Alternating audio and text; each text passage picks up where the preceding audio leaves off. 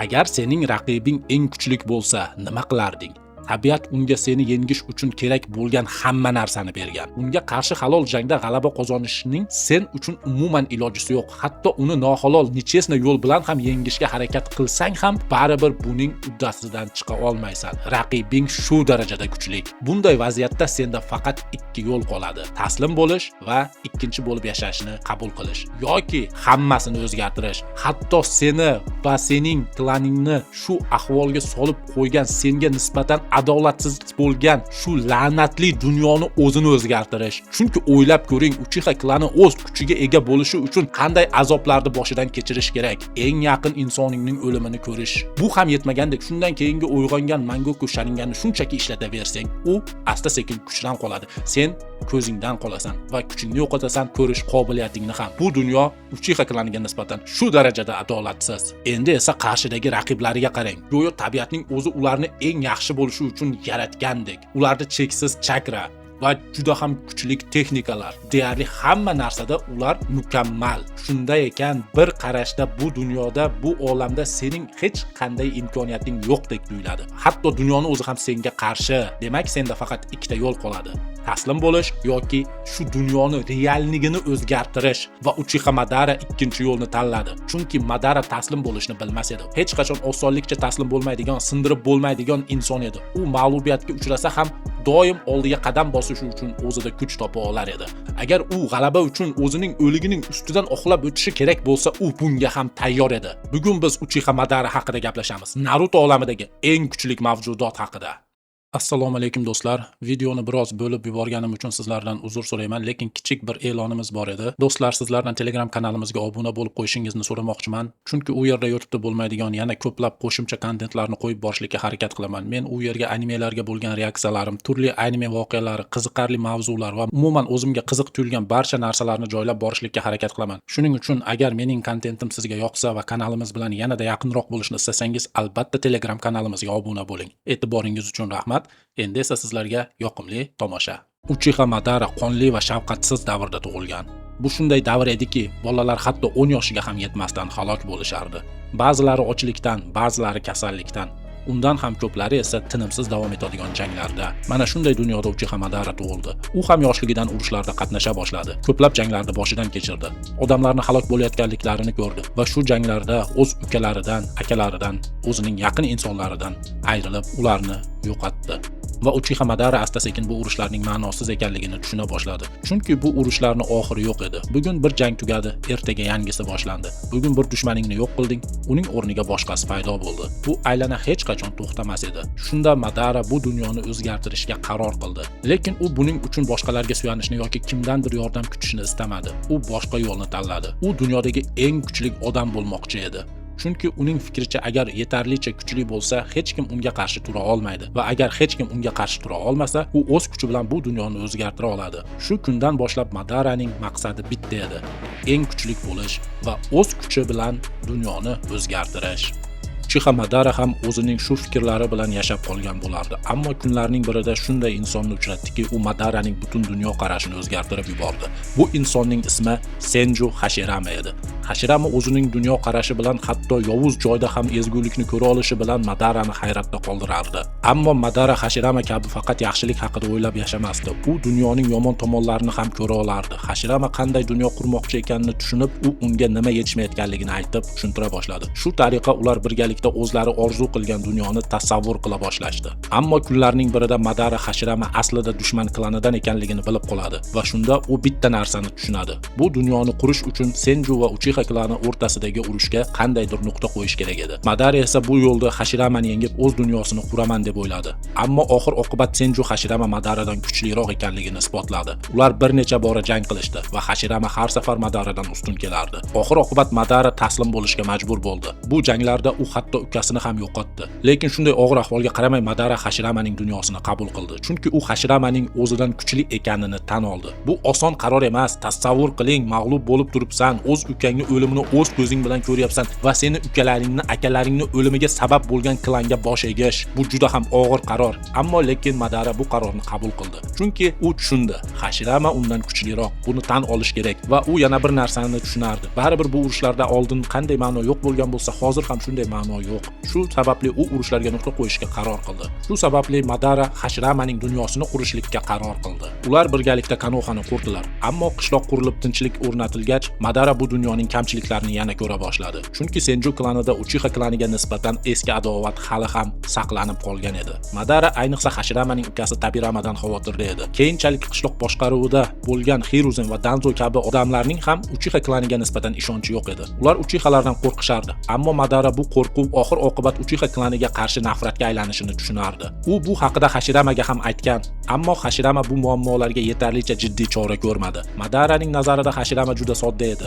U odamlarning o'rtasidagi nafrat o'z-o'zidan yo'q bo'lib ketishiga ishonardi va oxir-oqibat Tabirama aynan shu soddaligidan foydalanib, qishloqni boshqaruvni tobora katta qismiga ega bo'la boshladi. Hashirama tirik ekan muvozanat saqlanib turardi. Hech kim Uchiha klaniga ochiqchasiga qarshi chiqa olmasdi, chunki Hashirama bunga o'zi yo'l qo'ymasdi. Ammo Madara bitta narsani o'ylardi. Hashirama o'lgandan keyinchi nima bo'ladi? Agar Hashirama bo'lmasa Uchiha klanini kim himoya qiladi? Madara kelajakda qishloq rahbarlari Uchiha klanini siqib chiqarishliklaridan qo'rqardi va vaqt o'tishi bilan uning bu xavotiri haqiqatga aylana boshladi. Tabirama Uchiha klanini qishloqning chekka qismiga ko'chirdi. Ularning qishloqdagi mavqeini tobora cheklay boshladi. Keyinchalik bu siyosatni Hiruzen davrida ham ko'rishimiz mumkin. Va shu sababli oxir-oqibat ular Uchiha klanini o'zlariga dushman qilishdi va ularni yo'q qilishga qaror qilib, bor Uchiha klanini yo'q qilishga doğru olib kelishdi. Madara bularning barchasini oldindan ko'rgan edi. Buni o'zgartirish uchun esa Uchiha Madarada faqatgina birgina yo'l qolgan edi. Bu dunyoning o'zini o'zgartirish, senga nisbatan nohaq bo'lgan olamni shunchaki tizimini emas, olamni o'zini o'zgartirish. Bolaligingdan boshlab seni azoblarga tashlagan olam, o'z klaningga nisbatan nohaq bo'lgan olam, dushmanlaringga esa deyarli hamma narsani tayyor holda bergan olam. Sen kuchga erishish uchun eng yaqin insonlaringni o'limini ko'rishing kerak. Ular esa tug'ilishi bilan kuchlik, ularda ulkan, deyarli cheksiz chakra, ularda eng noyob qobiliyatlar bor. Sen esa o'z kuchingni uyg'otishing uchun yaqinlaringni yo'qotasan. Keyin esa qo'lga kiritgan kuchingdan ham to'liq foydalana olmaysan. Ko'zingning nuri asta-sekin yo'qoladi. Oxir-oqibat ko'r bo'lib butun kuchlaringdan ayrilasan. Mana Madaraning nazarida bu olam Uchihalarga nisbatan qanchalik nohaq edi. Go'yo olamning o'zi ularning dushmani tomonida edi. Shunday ekan Madarada boshqa yo'l qolmagan edi. Agar bu olam Uchihalarga nisbatan shunchalik nohaq bo'lsa, unda Madara bu olamni o'zini o'zgartiradi va Uchiha Madara shu ishni qilishga qaror qildi. Uchiha Madaraning oldida deyarli imkonsiz vazifa turardi. U shunday kuchga ega bo'lishi kerak ediki, bu kuch yordamida u nafaqat olamni tizimini, balki olamning o'zini o'zgartira olishi kerak edi. Shuning uchun Madara bunday kuchga qanday erishish mumkin ekanini izlay boshladi. Oxir-oqibat u Uchiha klanida avloddan avlodga saqlanib kelgan toshdagi yozuvni o'zining Mangoku Sharingani orqali o'qib,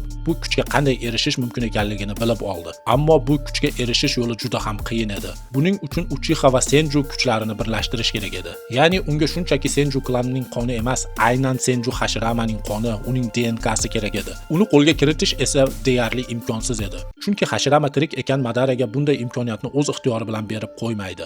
Demak, Madarada ikkita yo'l qolgan edi. Yoki Hashiramani yengish, yoki boshqa hiyla bilan Hashiramani alday olish. Va Madara shunday murakkab reja tuzdiki, bu rejasi yordamida u nafaqat Hashiramani aldadi, balki hatto o'limni o'zini ham aldashlikka muvaffaq bo'ldi. Mana Uchiha Madara naqadar buyuk taktik bo'lganini shu yerda ham ko'rishimiz mumkin. U o'zining hiylasi va puxta o'ylangan rejasi yordamida Hashiramaning kuchiga ega bo'ldi. U Hashiramaning DNKsini o'z qoni bilan birlashtirdi. Madara bu kuch yordamida yanada yuqori darajaga chiqmoqchi edi. Ammo bu kuchni o'zlashtirish oson emas edi. Uni to'liq o'zlashtirish uchun Madaraga yillar kerak bo'ldi. U bu kuchni hayotining oxirgi yillaridagina o'zlashtira oldi. Qarib o'lim yoqasiga kelgan paytda. Ammo aynan shu paytda Madara o'zining rejasining eng muhim bosqichini amalga oshira oldi. Ya'ni u o'zida Renneganni uyg'ota oldi va bu kuch unga bu olamni o'zgartirish imkoniyatini berardi. Shundan so'ng Madara Rennegani yordamida o'z rejasini amalga oshirishga kirishdi. To'g'ri, uning rejasida kamchiliklar va xatolar bor edi. Ammo shunga qaramay oxir-oqibat Madara o'zining rejasini deyarli to'liq amalga oshira oldi. Uni hech kim to'xtata olmadi.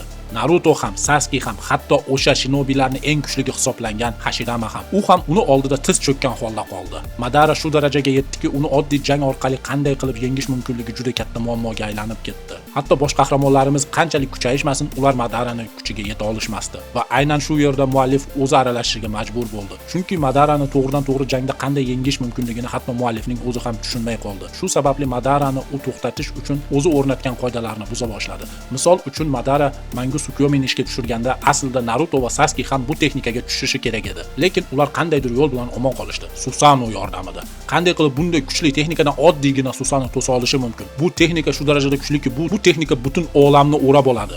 Ammo lekin qandaydir bir Susanovdan o'ta olmaydi. Bu aqlga sig'maydigan narsa. Bu ham yetmagandek Madarani to'g'ridan-to'g'ri jangda yengishning ilojisini avtor topa olmadi va uni hiyla yordamida sujetdan chiqarishga majbur bo'ldi. Ya'ni Madara bilan jangda g'alaba qozonishning ilojisi qolmagan edi. Shu sababli uni jang bilan emas, sujet orqali to'xtata olishdi.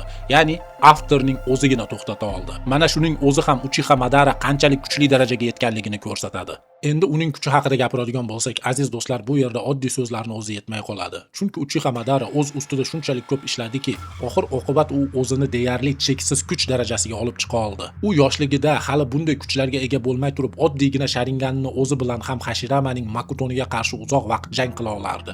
Keyinchalik u Mangoku Sharinganini ham uyg'otdi. Ammo uning Mangoku Sharinganida Amaterasu yoki Kamui kabi maxsus qobiliyatlar bo'lmagan. Agar Madarada shunday noyob texnikalar bo'lganida, u o'sha davrning o'zidayoq Hashiramadan ustun kelib qolishi mumkin edi. Shu sababli muallif unga bunday qobiliyatlarni bermaslikka qaror qildi. Ammo shunga qaramay Madara Mangoku Sharingani orqali ishlatgan texnikalarning o'zi ham oddiy Uchihalarning texnikalaridan bir necha pog'ona baland edi. Misol uchun uning idealniy Susanosi. Bu Susano boshqa Susanolarga nisbatan chidamliroq, kuchliroq, ulkanroq va qattiqroq zarba bera oladi. Uning olovi ham shunday, boshqa Uchihalarning olovlaridan bir necha barobar kuchlik. Shunchaki uning olov texnikalari va Susanosining o'ziyoq Hashirama kabi ulkan, deyarli cheksiz chakra va kuchga ega bo'lgan raqibiga qarshi uzoq vaqt qarshilik ko'rsatish uchun yetarli edi. Va keyinchalik Madara bu kuchlari bilan qolgani yo'q. U keyinchalik o'zida Rinneganni uyg'ota oldi va bu Rinnegan yordamida u hatto Hashiramadan ham kuchli bo'lib ketdi deb bemalol ayta olamiz. Ana endi Rinneganning kuchlariga keladigan bo'lsak, uning texnikalariga keladigan bo'lsak, aziz do'stlar, bu yerda oddiy shinobi kuchlari haqida gapirmaymiz. Bu butunlay boshqa daraja. Rinnegan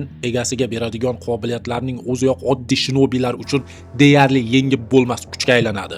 Misol uchun Devo yo'li orqali tortish va itarish kuchlarini boshqarish mumkin. Shinra Tensei, Bansho Tenin, Chibaku Tensei bularning o'ziyoq raqib uchun o'tib bo'lmas, ya'ni yengib bo'lmas kuch edi. Va bundan tashqari chakra yutish, insonning ongini o'g'irlash, o'qish, ruhini sug'urib olish, ulkan mexanizmlarni o'zin tanasiga joylash, ulkan mahluqlarni chaqirish, o'lgan tanani tiklash, chakra zanjirlaridan foydalanish, hatto o'likni tiriltirish mumkin bo'lgan darajadagi qobiliyatlar va bularning barchasini Nagato ham ishlata olgan. Uning tanasi esa oxir-oqibat juda zaiflashib, deyarli harakatsiz holatiga kelgan. Shunga qaramay Rinneganning yordamida u butun bir Konoha qishlog'ini yo'q qilib tashlay oladigan darajada edi va yo'q qilib tashlab buni isbotladi ham. Endi bir narsani o'ylab ko'ring. Agar Nagato shu qobiliyatlari bilan shunday darajaga chiqqan bo'lsa, bu kuchlarning asl egasi Madara ularni qanday darajada ishlata olardi? Madaraning yillar davomida to'plagan jangovar tajribasi, uning jangovar intellekti, uning ulkan chakrasi, Mangoku Sharingan va boshqa noyob qobiliyatlari va Rinneganni shular bilan birlashtirsak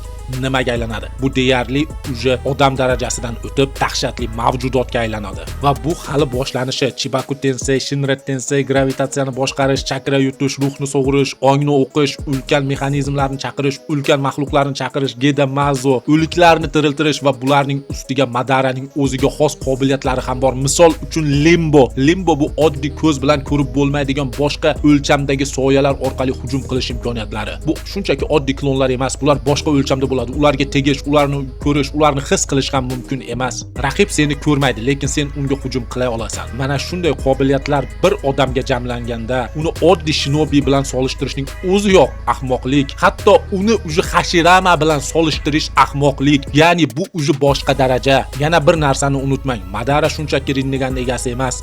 U Madara. U butun umrini jang bilan o'tkazdi. Eng kuchli raqiblarga qarshi kurashdi va har bir jangdan tajriba olgan va cheksiz jangovar intellektga ega bo'lgan shinobi. Shuning uchun Nagato ishlata olgan Rinnegan qobiliyatlari Madaraning qo'lida butunlay boshqa kuchga aylanadi. Madara ularni o'zining tajribasi, chakrasi va jangovar aqli bilan birlashtirganda, uning kuchi hatto Hashiramaniki bilan solishtirganda ham boshqa darajaga chiqa olardi. Va bilasizmi, eng qizig'i nimada? Bu ham hali hammasi emas. Uchiha Madara hatto Hashiramaning texnikalarini ham ishlata oladi. Makuton rejim отшельника shunga o'xshash Hashiramaning barcha kuchli texnikalaridan foydalana oladi.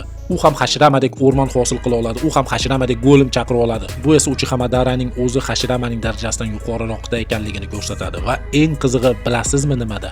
Bu ham hali hammasi emas.